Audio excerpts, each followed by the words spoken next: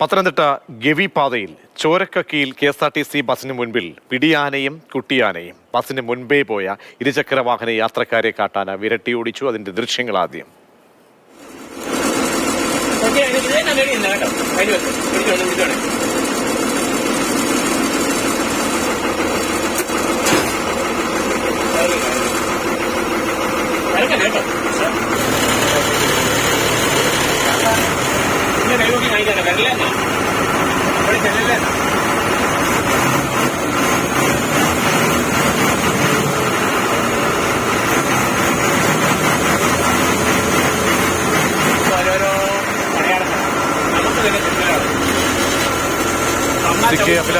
അഭിലാൽ, എത്ര സമയം ഇങ്ങനെ റോഡിൽ ബ്ലോക്കാക്കിയിട്ട് വാഹനത്തെ പരാക്രമം എന്തൊക്കെയാണ് കാട്ടിയത്? പിന്നീട് എപ്പോൾ കാട്ടിലേക്ക് പോയി?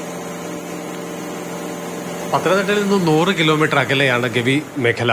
അതേസമയം തന്നെ വനമേഖലയിലൂടെ ഏറെക്കുറെ 80 കിലോമീറ്ററോളം ദൂരത്തിൽ പൊതുഗതാഗതം അനുവദിച്ചിട്ടുള്ള സംസ്ഥാനത്ത് തന്നെ അപൂർവം കേന്ദ്രങ്ങളിൽ ഒന്നുകൂടിയാണ് ഈ പ്രദേശം. ദൃശ്യങ്ങളിൽ കാണുന്ന സംഭവം ഉണ്ടായത് കഴിഞ്ഞ ദിവസം വൈകുന്നേരം 5:30 കൂടിയാണ്. പത്തനംതിട്ട ഡിപ്പോയിൽ നിന്നും ഗവി വഴി കുമളിക്ക് പോയി മടങ്ങിയ KSRTC ബസ്സാണ് ആനകൾക്ക് മുന്നിൽ അകപ്പെട്ടത്.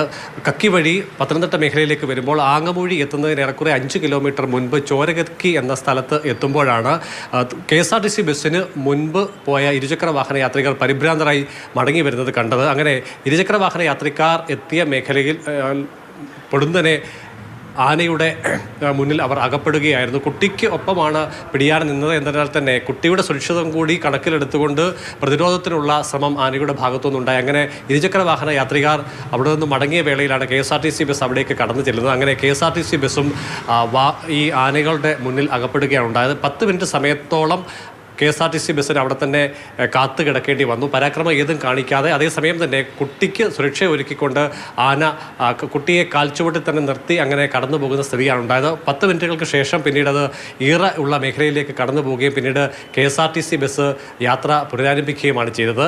സാധാരണഗതിയിലൊക്കെ തന്നെ വനമേഖലയാണ് എന്നതിനാൽ തന്നെ വഴിയിലും വഴിയോരങ്ങളിലുമൊക്കെ തന്നെ ആനയും കാട്ടുപോത്തും അടക്കമുള്ള വന്യജീവികളെ കാണാൻ കഴിയുന്ന ഒരു പ്രത്യേക യാത്രയാണ് ഗവി മേഖലയിൽ സാധാരണ ലഭ്യമാകാറുള്ളത്. അതുകൊണ്ട് തന്നെയാണ് ഗവിയിലേക്ക് ഏറെക്കുറെ വലിയ തോതിൽ ആളുകൾ എത്തിച്ചേരുന്നത്.